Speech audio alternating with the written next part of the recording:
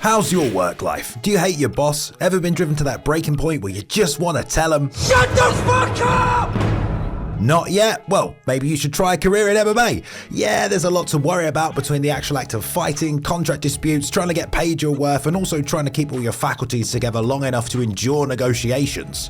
I understand.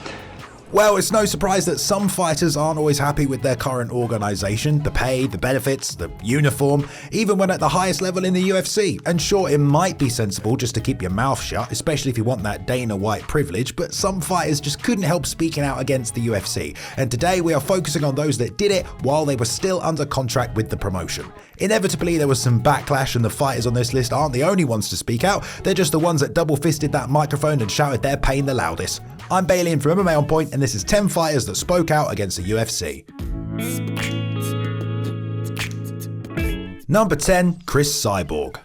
The long-standing wake of destruction CRIS CYBORG has carved through women's MMA began way before her arrival in the UFC, and to be honest, she's probably one of those rare fighters where you could make the argument, well, she doesn't really need to be in the promotion. But after some lengthy negotiations, she joined the UFC in 2016, and she had to cut an extra £5 to do it because they didn't even have a featherweight division yet. She'd already had a dispute with Dana at that point with the infamous comment he made back in 2014. When I saw her at the MMA Awards, she looked like Vanderlei Silva in a dress and heels. But the real problem started after a featherweight bout against Felicia Spencer. It was right after Chris's loss to Amanda Nunes, and Cyborg wore a shirt after her win that read Cyborg vs Nunes 2 coming January 2020. Dana's response? I like it. I mean, that's the fight to make. That's the fight I want to make. Okay, so that's all good there then. But, well, it gets a bit all he said, she said from here. The negotiations obviously didn't go well, and Dana came out to TMZ and said that she just didn't want to fight. After my last fight, I asked for rematch. I'm no liar about this. It's true. Saying she's scared, well, that hurts her brand, but she said she wasn't surprised. She'd already accused the UFC of sexual harassment, online bullying, and workplace intimidation on Twitter. CRIS even tracked Dana down backstage to confront him. And then her production team added some subtitles of Dana and stuff that he didn't actually say, and shit just got worse. Dana went on to say, "Dealing with her has been a nightmare. We made her a clean athlete. I tried to make that Nunes fight. She doesn't want it." Cyborg admitted the video was doctored and issued an apology, but Dana had had enough and the UFC were out of the Cyborg business. Number 9, Tony Ferguson. El Cucuy has definitely had a lot of success in the UFC, and with that tons of fan adoration and what seemed to be a good working relationship. But of course, as most of you saw recently at the 274 pre-fight press conference, he addressed several issues he saw as concerning to his UFC tenure. Firstly, at the 262 press conference, he had started this whole Dana White privilege discussion. You got this shit handed to you. You got Dana White privilege. Telling me. At the UFC 274 pre-fight press conference, he went on to confirm that, yeah, Dana White privilege, it's not a joke. I don't think that shit's very funny. Nothing personal against Chandler, but I'm gonna be real, I'm tired of the retaliation tactics from the company. He didn't talk too much more about this though. In fact, he said, "We'll talk about that after I win," which unfortunately he didn't do. He also stated he wasn't the only person who'd been taking shit for a long time. Other fighters have been putting up with it, kind of the point of this list, I guess. Tony fought on The Ultimate Fighter at 170 pounds and also TKO'd everybody he faced, but also accused the UFC of not letting him fight at that weight after the show. They've been making me cut weight. I don't care about how I was treating my body or how I was treating my mind. Maybe you should ask Dana. Damn, just calling everybody out. Tony really did a number at this press conference. He even talked about being underpaid. This started a conversation about boxing, something Tony wants to do, but apparently he was told no. Tony's got a pretty extensive athletic background. He wanted to dabble in pro wrestling under Brock's guidance, but that was shut down as well, and he ended by basically calling Dana a drug dealer. I want to go do all these couple things, but then I have this guy right here acting like a fucking drug dealer telling me I can't go and do this shit. Yeah, he wasn't very happy. Number 8, Demetrius Johnson. If you're the most dominant champion in UFC history, you'd like to think you've got pretty much everything you need. Your choice of opponent, where to fight, heck, maybe even your own fledgling boxing career. But why don't you go and ask Demetrius Johnson, the former UFC champion with the most title defenses, how he felt during his time in the UFC. When he was just getting started in 2014, DJ spoke to MMA Junkie Radio and explained, "I've talked to fighters in the past who've had pay-per-view points. They'll fight on pay-per-view, won't reach their goal, and they won't get the points. I know I'm not a big name like Anderson Silva. I'd rather take the money up front than wager a bet." Well, that was 2014. He has had a plan, but things didn't really change. His buys for UFC 174 against Bagurutinov were only 115,000, but 3 fights later at 191 against John Dodson, they were still only 115,000. Things eventually came to a head in 2017 and DJ pushed out a statement against the UFC. He felt for years he was a company man, but was only finally offered pay-per-view points if he fought against Ray Borg. He begrudgingly accepted on the condition he would get pay-per-view points for all of his fights from now on. He said matchmaker Mick Maynard agreed, but apparently Dana and the other matchmaker Sean Shelby said to deny him any future points, and he still had to fight Ray. Go figure. He asked about points against someone like Cody Garbrandt, and Sean Shelby told him it wouldn't sell. Lighter weights do not sell. His potential super fight with TJ Dillashaw also caused more arguments in what DJ saw as fair conditions, essentially that he had to hit a certain number of sales to get a cut of the pay-per-view. Numbers he wouldn't hit because of the same lack of marketing he'd received throughout his career. DJ was also worried TJ wouldn't make weight, which was a pretty big deal. If he didn't, he wouldn't break Anderson Silva's record for the most title defenses. The UFC guaranteed it, but DJ asked if he could be paid his pay and TJ's if he doesn't. Then they said Ray would fill in if he doesn't, and DJ was all like, well, that's not much of a guarantee then, is it? Who am I supposed to prepare for? Basically, he no longer trusted the UFC staff, Dana, or anything he was being told. Who's to blame? Well, Dana called the whole thing insanity, knowing TJ was a star and dumbfounded Demetrius wouldn't take the fight for pay-per-view points. Well, DJ never really fought anyone of note. For sure the TJ fight would have been massive, but he wasn't too keen on the details. Eventually he was traded to one, which I think just worked out best for everyone. Number 7, Rampage Jackson. In 2003, the UFC Golden Boy Chuck Liddell went over to Japan to compete in a Pride Grand Prix tournament. He got through round 1 and Alistair Overeem, but met Rampage Jackson in the semi-final and was TKO'd. Flash forward a few years and Quinton was signing his own UFC contract under the firm belief he was going to be brought into the promotion so Chuck could get revenge. They rematched in the UFC and Rampage slept him. Then according to him, things went downhill fast. He even said 90% of the company hated his guts. And that was just the start of it. When he lost his UFC title in a close fight to Forrest Griffin, he was pissed enough, but he was even more upset when the UFC didn't give him a rematch. Why they won't give me Forrest? I'm calling my manager right now. I didn't know that. Give me Forrest. After a great season of The Ultimate Fighter, Rampage was scheduled to fight rival Rashad Evans in his hometown of Memphis. He had been offered his childhood dream role in the remake of The A-Team though, so he backed out of the fight and basically ruined his relationship with Dana in the process. Then he started to get pissed at matchmaker Joe Silva, famously asking on an Access TV interview, "Why are you going to keep giving me wrestlers who's going to take me down and hump me?" He's got a point, but this is MMA after all, and he kind of continued his campaign against the matchmaker. I don't understand what Joe Silva's doing. He then took to social media to tweet out, "The UFC makes billions off us all over the world and pay us chump change." But then not long after that, he made another statement about how money isn't important and he'd fight somewhere else for just $5. He took fights while injured and as a result missed weight at UFC 144 against Ryan Bader. Dana didn't even seem that pissed though. I just question whether he wants to do this anymore. There were also issues with sponsor taxes, Reebok, and continuing his movie career after the A-Team. After I did the A-Team, some organizations made it really hard for me to do other movies. Ultimately, Dana had this to say. You know, he obviously thinks the grass is greener on the other side, wherever that grass may be. Then he should go work for some people that he's happy working with. Rampage clearly felt he was being treated unfairly and ultimately got his wish to leave the UFC. And according to him, he wouldn't even take a spot in the Hall of Fame. I say no right now. I say honor me with a fucking check. Number 6, Tito Ortiz. As most of you may know, Dana White and Tito Ortiz used to be pretty buddy-buddy. But if you've seen the 30 for 30 on Chuck vs. Tito, well, he basically shits all over him. Their first scuffle occurred on a plane to Japan. Tito and I were messing around and he put me in what's called a neck crank. I was tapping and he didn't stop. I just started blasting him in the ribs. It was a full-blown fist fight in the plane. Tito later captured the title but felt slighted at the lack of concessions he was being offered. He tried to renegotiate his contract with the UFC but was apparently offered a pay cut and started testing the market. Heck, we even saw him in TNA for a while. He did an interview with JerryPark.com and Ariel Helwani and talked about fighting the good fight for MMA athletes everywhere. I'm just trying to make a difference for a lot of fighters, you know. A lot of fighters just struggling just to get on television, struggling to get the right deals for them. He was looking to secure a good deal elsewhere and allow the UFC to match it, but he said it was highly doubtful he'll be back anytime soon. He then came out with a statement against the Ultimate Fighter saying the UFC is creating stars for cheap labor. He eventually got a new deal of $50K raise per fight, image rights, and a spot on Tough 3, but he also wanted to fight Dana in a boxing match, which Dana was actually up for, but ultimately because of injuries, sanctioning, and contract disputes, it just never really happened. Things really started to unravel before the Machida fight in 2008. In an interview with Raw Vegas TV, he just came out and said, "I've been at the UFC for 11 years and they treat me like shit." And he continued to preach about doing what was best for all the fighters. At the weigh-in, he even wore another famous shirt, and well, the feud with Dana never sort of ended really. He even ended up fighting for the enemy. Number 5, Nick and Nate Diaz.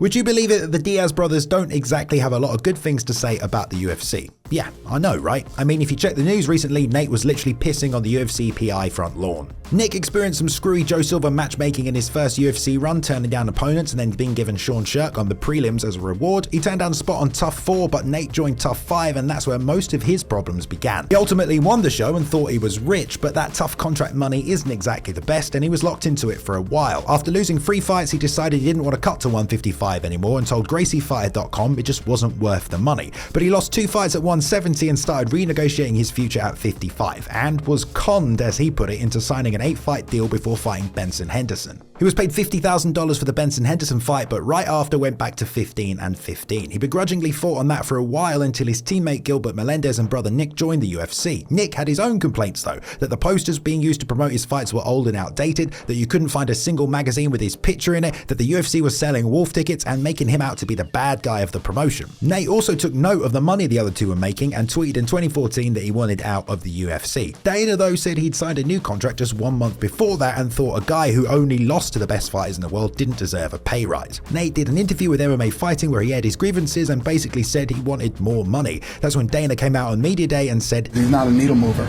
It didn't end there though. When Nate was scheduled to fight Poirier, he found out Conor Khabib would be the main event and basically left the building telling TMZ, fuck the UFC. And even now he's got 1 fight left on his contract and is literally pissing on the UFC PI to try and get released when he's not tweeting about how much he hates the promotion. Number 4, Francis Ngannou. Being the world champion comes with benefits, but this isn't exactly the 80s with Mike Tyson, and even then I'm pretty sure that guy got screwed over financially. In 2018, Francis signed a new UFC contract, and not unlike Nate's, it was for 8 fights across 40 months, and we know 40 months in the UFC could also mean the rest of your career. He went on to beat Stipe and become world champion, but just 5 days later, the UFC asked him to fight Derek Lewis in just 3 months. Francis had to return to Cameroon to see his family and sort out his visa. He suggested a later date, but the UFC said all the pay-per-views were booked, so he had to decline, and the UFC added another 6 months to his contract. This back and forth continued, leading to several turned-down fights until the UFC announced an interim title fight in August, a date Francis had refused to fight on, and guess what? Another 6 months was added to his contract. Francis's management came out confused, but Dana announced they were incompetent and full of shit, and they knew this was coming. Francis said the interim title was a low play and that they were just applying pressure to the contract situation. It was shocking and funny at the same time. Before the interim fight though, Dana stated if you don't want to fight, no problem, you can fly around the world on vacation, the UFC will be waiting when you're done. That statement has since been scrubbed from Fight Pass, and Francis spoke out feeling like the UFC were attempting to discredit him as a champion on the MMA Hour. What's bothering me is the fact that to promote that fight, they were trying to discredit me. No, I want to fight. Dana sat down with ESPN and basically said if you want to stay cool, if not, see ya. Francis wasn't just unhappy about that though, he wanted to box, and he even has gone so far as to say there's no new contract without boxing. We are supposedly an independent contractor, and that's the reason why they need some adjustment in that contract. That's what I'll be fighting for.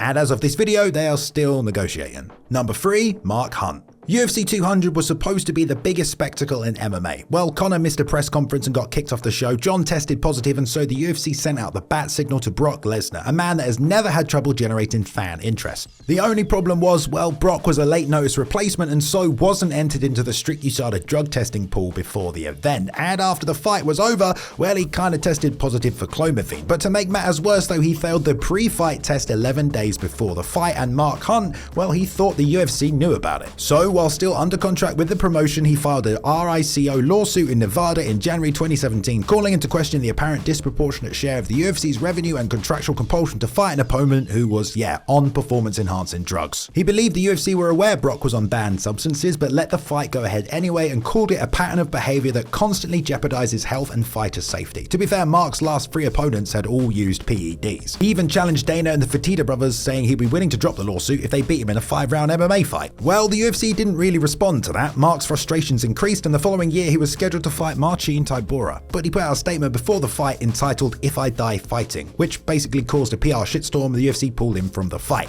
which didn't make Mark any happier. He threatened with more lawsuits, and Dana had this to say. You don't respond to that. It's just, Mark Hunt's made $6.5 million fighting in the UFC. He was cleared to fight again in December that year, got 3 more fights in with the UFC, and his contract expired, so he left the organization and retired. Also, the lawsuit didn't really go anywhere. Number 2, Cajun Johnson and Leslie Smith. Thankfully, I am one of those weird people that saw the Australia vs Canada tough season, watched the Australians play with snow for the first time, and was introduced to the raging Cajun Johnson. Now, he didn't win the show, but he was invited into the UFC anyway and didn't just want to fight, he wanted to enact change. And so did longtime MMA vet Leslie Smith, who along with Cajun formed Project Spearhead to better the rights and opportunities of MMA fighters everywhere. In 2017, while attending the UFC Fighters Summit, Leslie got in a lot of hot water when she asked Kobe Bryant about unions in sports, and Cajun stood up and called out a Budweiser exec who suggested everyone act more like Conor McGregor. Cajun also declared the Reebok deal had significantly hurt fighters' pay and shouted, "All you care about is the bottom line. How do you sleep at night?" He thought he was going to be fired, but they actually invited all the fighters to an impromptu meeting to discuss the Reebok deal and its problems. He also had words for Dana specifically. He didn't like that fans had booed his judge's decision and believed it was the boss's fault. In my opinion, it stems from the top. Like a lot of the time you'll see Dana White just giving the fighters so much grief because the leader of the organization acts like this. Really upsets me. It's a huge problem that I have with it. He also talked openly about Project Spearhead. We are not necessarily a union effort. We will vote and have a democratic election. We're going to enlist the National Labor Relations Board to see whether or not we are employees or independent contractors. So what did the UFC do? Well, they gave him Mislam Makhachev. He even told MMA Junkie, "I think the UFC is trying to give me the best opponent they can with the least amount of name value." 8 days before the fight, Cajun released a music video a la Jake Paul style where he kidnapped a fictional Dana White and rapped about money and fighting and hustling and muscles. Also probably shouldn't have fake handshake Dana at the weigh-ins. He had one more fight with Rustam Habilov in the UFC and was not re-signed. Leslie, on the other hand, launched Project Spearhead when she had just one fight left on her deal, a fight that her opponent Aspen Ladd missed weight for, and the UFC kind of just paid her to leave the organization, which opened up another can of worms entirely. And yeah, we have to make some time for a few honorable mentions, as there were a few fighters who didn't make the list. Of course, Jorge Masvidal, after winning the BMF title, he went on a public campaign for a better deal before accepting the late notice title shot at UFC 251. There was also that time Colby confronted Dana at the casino asking for championship pay because he was an interim title holder. Even Stipe Miocic has talked about his pay many times after becoming a champion and how he's not been happy with it. Number 1, Randy Couture. Do you ever want to fight Dana White? Much like Captain America, Randy was the first UFC Avenger, doing battle against the biggest martial arts threats on planet Earth. But ultimately, despite his multiple UFC title wins, he never saw eye to eye with the promotion. Randy Couture comes off as the greatest guy in the world, Captain America. He's the furthest thing from it. Randy has had a long career with the UFC, and his disputes didn't start with Dana. They came as early as 1998 when he initially left the UFC and headed to Japan for a better opportunity and was stripped of his title. But even on his return, there was near constant conflict. Have you been treated the way you should be treated in this sport? By the UFC, by the promotion I fought for most of my career, I would have to say no. In 2001, after the Zuffa purchase, new changes included fighters signing over their ancillary rights and likeness, and Randy didn't want to do that, basically. Yeah, that's why he was never in a UFC video game.